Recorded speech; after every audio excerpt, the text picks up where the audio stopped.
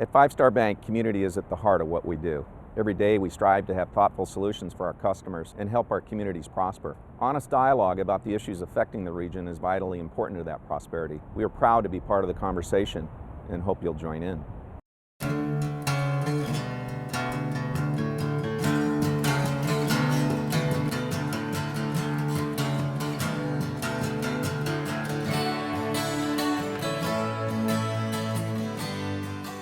Federal District Judge Kimberly Mueller has served on the Sacramento Division of the United States District Court for the Eastern District of California since her appointment by President Obama in 2010.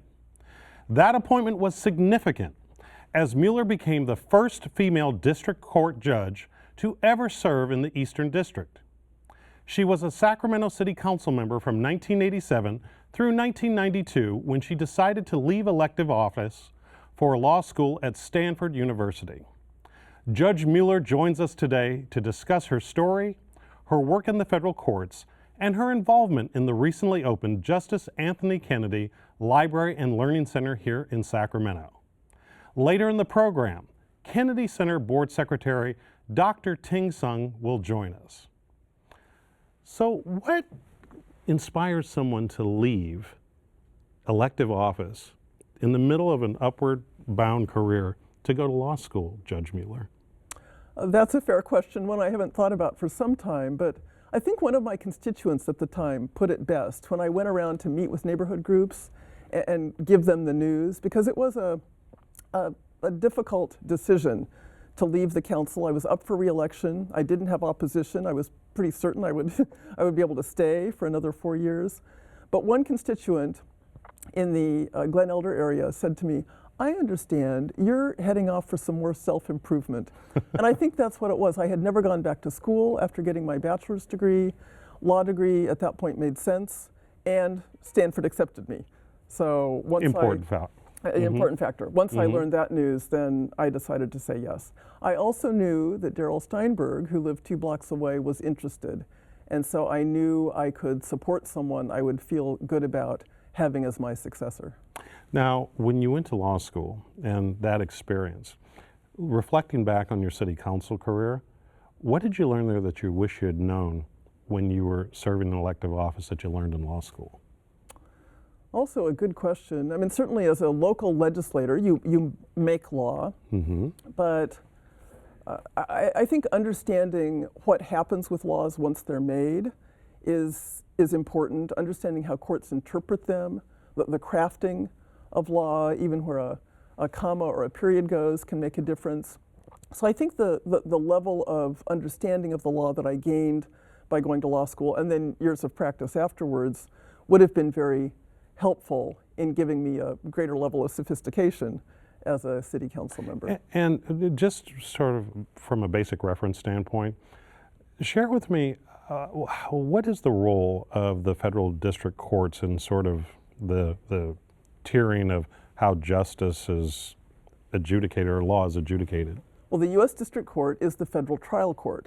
So we're the bottom tier of the federal court system. If we're appealed, our cases go to the Ninth Circuit Court of Appeals and then to the Supreme Court, if the Supreme Court takes the case. So we're really the first stage for a federal case, and if a case has a reason to be in federal court, if there's federal jurisdiction, then I can hear the case. Now, are the issues the same by and large as at the state court level, or is there a particular sweep that comes into the federal district courts that's somehow different? There's overlap, but they are not necessarily the same. And actually the first job of a federal judge when a case comes in the door is to ask, do I have jurisdiction to hear this case? Really? Federal courts are courts of limited jurisdiction, and we're defined that way. It is my responsibility to ask that question. And very often we're sending cases back to state court. For instance, unlawful detainer cases. If they're filed in state court and then someone removes them, we take a look at that and we say there's no federal issue here. There's no reason for a federal court to consider this, and we send it back. I don't even have the power to consider it. Certain cases can only be in federal court. Copyright and patent are examples mentioned in the U.S. Constitution. State courts can't hear those cases. Trademark cases can be heard by either. And so lawyers are making a judgment as to where they want a case filed. Now, you were appointed in 2010, and you were confirmed in I was nominated at the beginning of 2010. Okay. And then I was confirmed by the Senate at the end of 2010, right before the session ended in December, and then appointed. So it's nominated, confirmed, appointed. I was appointed right before Christmas in 2010. Okay. President nominates, the Senate gives advice and consent, President appoints. Now, you were caught up in a broader set of appointments that was being volleyed back and forth in the U.S. Senate. Tell us about the confirmation process. I think that would be fascinating.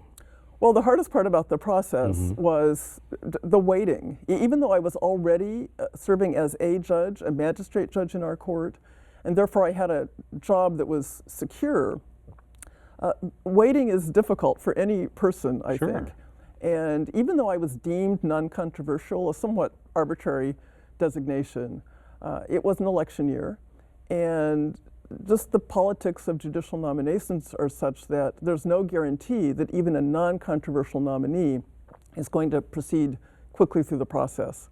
I also happened to have my first confirmation hearing before the Senate Judiciary Committee the day after health care passed. Oh my. Washington was in an uproar, and all committee hearings were canceled that day. And so my family, who had traveled with me to Washington, we showed up as we were told to, but nothing happened. We had to come back a month later for our first hearing.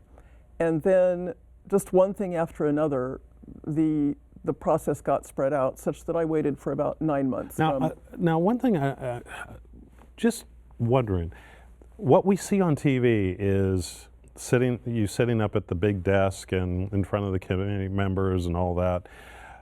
But behind the scenes, I read that sometimes there are these side meetings or you go in and talk with different members of the committee, things like that. How much happens on the dais and how much happens in terms of conversations that take place between yourself and committee members? During the confirmation hearing? In my case, again, because I was deemed non-controversial, I was not asked to meet with any committee member. Really? No one asked to meet with me separately. But I'm a trial judge, and I can be appealed. We typically are not making law. We certainly aren't the final word in most cases. It's the appellate courts and the Supreme Court. And so... And that's where the controversy is more centered at?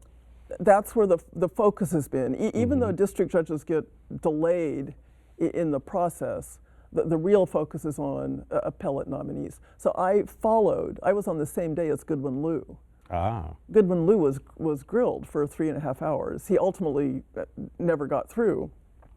He became a California Supreme Court justice, of course.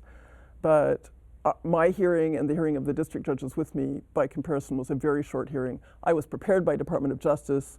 I had been screened, vetted, but no one-on-one meetings with any senator. Because again, I was deemed arbitrarily non-controversial. But that doesn't mean that the cases that come before your court are non-controversial or don't include very complex issues.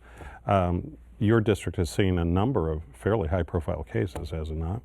Yeah, it's somewhat luck of the draw. Geography can define the caseload of a federal trial court. And here we not only have interesting geography, we have a political town. So we have seen political corruption cases. Our court had the Unabomber case several years ago. When President Ford was in town years ago, the Squeaky Fromm assassination attempt was tried in our court. A sitting judge went back to Washington to preside over the deposition of President Ford. So yes, we have a range of interesting and complex cases, and they can be appealed and head all the way to the Supreme Court to have those cases decided ultimately by them. I want to come back though to your change in careers. What fascinated you so much about the law that took you off the political track? Well, I was already involved in the law in some ways, but frankly, I had originally planned to be a teacher. I come from a family of teachers and farmers, and for our family, the next step would have been PhD, college professor. And I was on that track before I took a summer internship in Sacramento that put me in the public policy arena. And that just grabbed me, perhaps because my dad was a social studies teacher. But I became fascinated by that process, working first as a grassroots volunteer on community campaigns. One thing led to another, never planned on being elected, but that worked out. It happened. Once I realized I really should go back to school for that self-improvement, law just seemed the obvious choice. And I wanted a trade. I wanted something that I could fall back on that seemed like an honest living, and I saw that as an honest living. And I didn't want to rely on being paid to lobby necessarily. So law seemed like the obvious choice, and it's turned out to be a good one for me. You mentioned your family and that you come from a family of teachers. Tell us a little, and farmers. Tell us a little bit about your background. Well, I'm a Midwesterner, born in Kansas, grew up in Iowa, really born in a small town in Kansas, North Newton, where my parents have now retired back to, and then grew up in Grinnell, Iowa, a small college town, town of 9,000 people. Went to the public high school there. I got to California mainly on a scholarship. I got a pretty much full scholarship to Pomona College in Southern California. So that's what got me out here. So and your family, you come from a family of Mennonites. What are Mennonites? Well, in my case, there's no one kind of Mennonite. There are different branches of the church, but I was raised, I identify with a branch of the church called the General Conference Mennonites. We've never dressed differently, if you go back and look at family pictures. So we've looked fairly mainstream, although we've been rural people until the last couple of generations. Came over in the late 1800s, wheat farmers. We brought the Are they any relation to the Amish, or? If you trace the roots back, they originate from some of the same ideas. Two things in my mind distinguish them: adult baptism, for which they were persecuted historically, and it's one reason they went on their own sojourn. And then some Mennonites, not all, but because they believe in making their own decisions, there's a strong strain of pacifism. So my dad was a conscientious objector during Korea. He got 1W status, which by then was available, and he served as an orderly in Ann Arbor. So that was his form of national service, based on his religious convictions. Okay. So going back to your roots and the journey that you've been on coming out here, as you look back over your career, who's inspired you? A lot of different people along the way. I would say locally, when I first arrived here, some of those grassroots activists I worked with in Davis, a woman named Elizabeth Izzy Martin and Don Villarejo, who had committed their lives to nonprofit community work and were making a difference there. When I got involved in the electoral world, one of my first assignments was to get out the vote. And I went to Oak Park, and I was assigned to do Get Out the Vote with Grantland Johnson, who has become a lifelong friend. And a deep thinker, someone who also cares deeply about community and how to engage in community. So Grantland certainly has been an important person in my life. Lloyd Connolly was encouraging when I first thought about running for public office. On the court, it's a lot of men. There have been a lot of men who have been encouraging of me because there haven't been women in the places to be that kind of role model. And you're a trailblazer yourself because you're the first woman on this part of the court. Unbelievably, that it's taken this long. It's kind of shocking, actually. I think it's a reflection of a number of things. There was a woman nominated during the Clinton era, but she got embroiled in some of the politics of delay, and did not get confirmed. But also our district has relatively few judgeships. We qualify for more based on our population, but Congress has to create those judgeships. And there's so much other politics in the nomination process that the focus has been on vacancies, not on those new positions needed. Senator Feinstein has been working to try to get our district more judgeships. If we had more of the positions we qualify for, we would have had more women earlier, I'm certain. Let me ask you about your perspective on the whole issue of nominations in public service.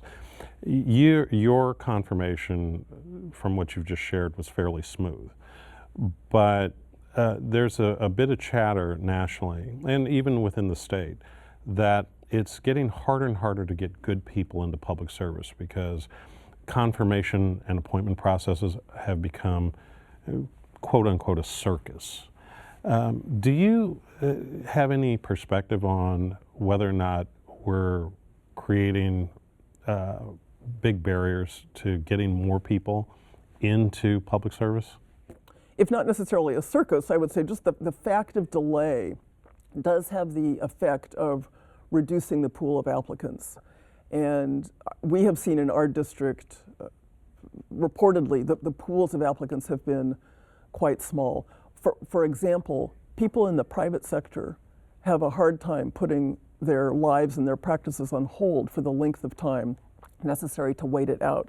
Someone in private practice may have worked down their entire caseload before they know if they're going to become a district judge. And if you're not independently wealthy, you may not be able to afford to wait. Doesn't that also go to youth as well? I mean, with the cost of law school being what it is, I assume that it almost predetermines your trajectory as to if you did decide you want to go into public service, going into nonprofit work might be a bit more challenging because of the fact that many folks have so much in student loans that they've got to move to a more lucrative path, which also might create a barrier.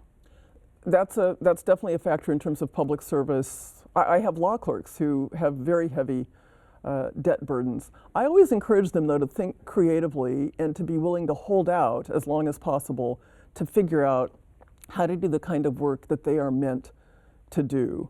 Law schools do have some programs to assist. I think law schools themselves are thinking about how do we avoid burdening students with these debts that really limit their options, because we need law students to have the range of options to be willing to consider public service, nonprofit service, and ultimately a judgeship when they're ready for it. And as you look back, if you were looking back at the end of your career, many years from now, since you're appointed for life, subject to good behavior. Yeah. What would you like to be remembered for in terms of your time in the judiciary? It's early for me to talk about that. I've been at it just over 2 years now. But you must have some goals. Well, I really hope that people, that fundamentally, you know, the job of a judge is to respond to the cases that are brought before her and to consider them fairly. Part of putting on the black robe is taking on that cloak of neutrality. So I want every litigant, each and every litigant, to believe that they got a fair shake, that I understood what they were saying, and that I ultimately made the decision that appeared to be the right decision under the law based on the facts of the case. I can't tell you if I'm going to have a big case that I am remembered for. That often happens with judges, that they get associated with a single case. But I can tell you that of the 1,000+ cases that I'm handling at any given time, my goal is 1,000. We're approaching 1,200 cases, average weighted caseload per judge in our district. We're the most impacted district in the nation. My gosh. And so a part of my challenge, given that caseload, is each case is equally important. Most cases don't make it to trial. Those are the ones that often get the most attention. But each case deserves my equal attention. And I want folks to believe that working with an incredible staff of law clerks and other support staff, that each case is getting its fair share and it's being fairly decided. We're not rubber stamps. We don't prejudge. We keep open minds, and we try to make certain the rule of law, the ideals of the rule of law, are realized. A 1,200 caseload, 1,200 cases. Civil cases at any given time. That's because of our population growth, our prison growth, our being an epicenter for mortgage frauds. Our caseload has grown exponentially, and that's why those number of judges is so important. The number of judges has not kept track.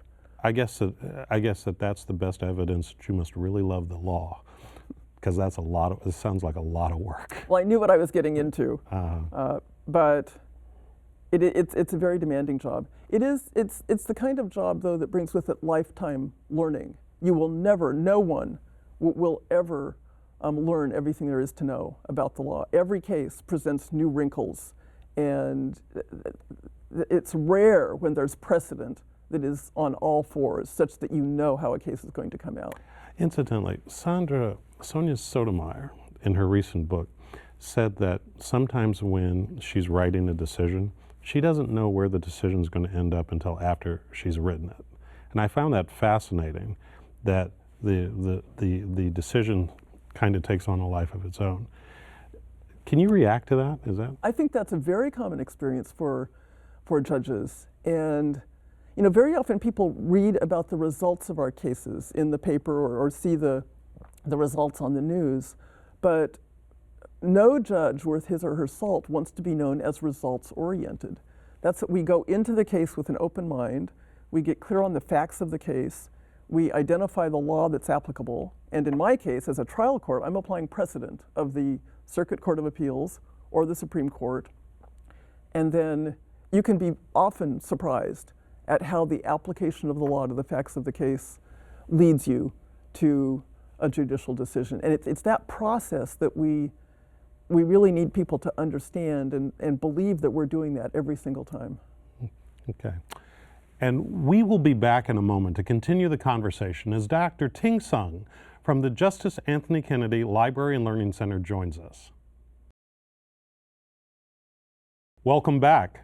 Dr. Ting Sung from the Justice Kennedy Learning Center at the Sacramento Federal Courthouse joins us now.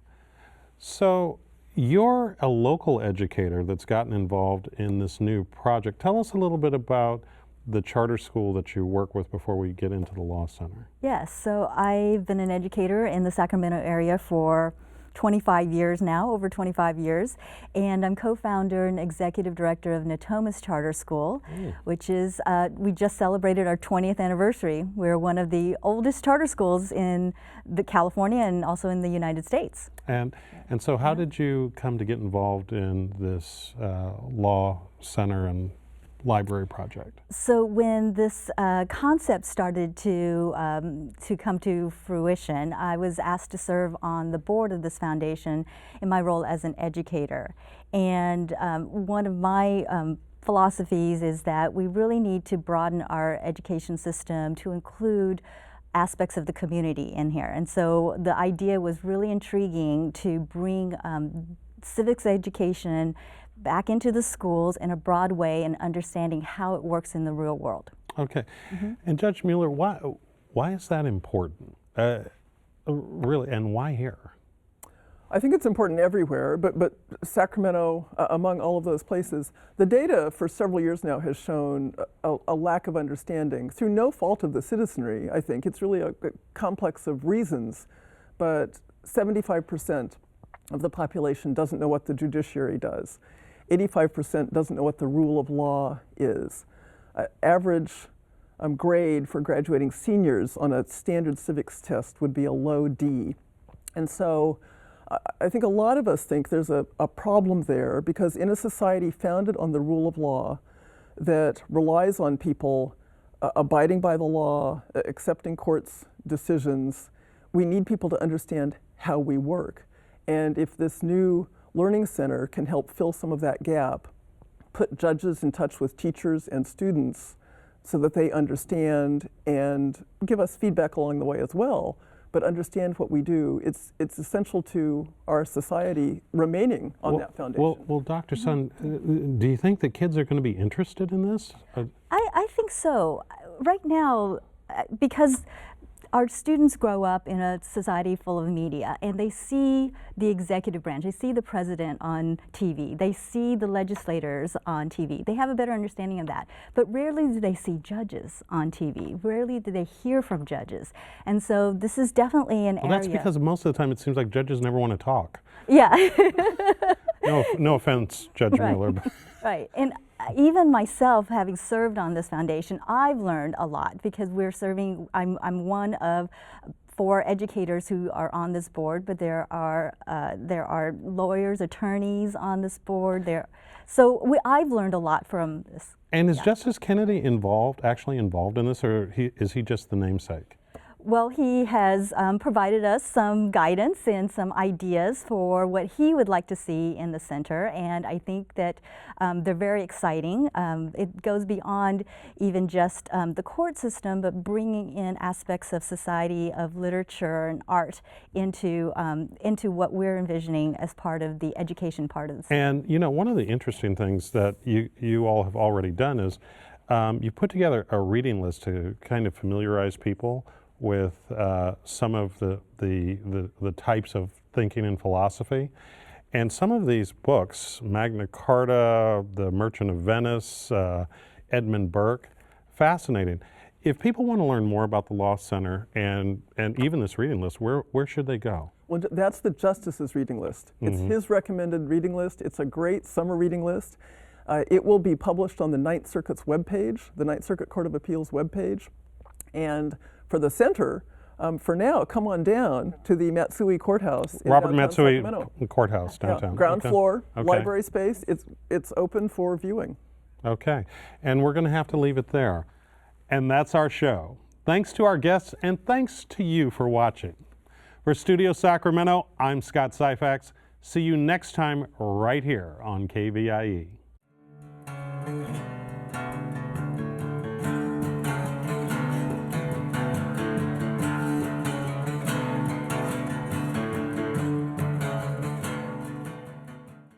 At Five Star Bank, community is at the heart of what we do. Every day we strive to have thoughtful solutions for our customers and help our communities prosper. Honest dialogue about the issues affecting the region is vitally important to that prosperity. We are proud to be part of the conversation and hope you'll join in. All episodes of Studio Sacramento, along with other KVIE programs, are available to watch online at kvie.org/video.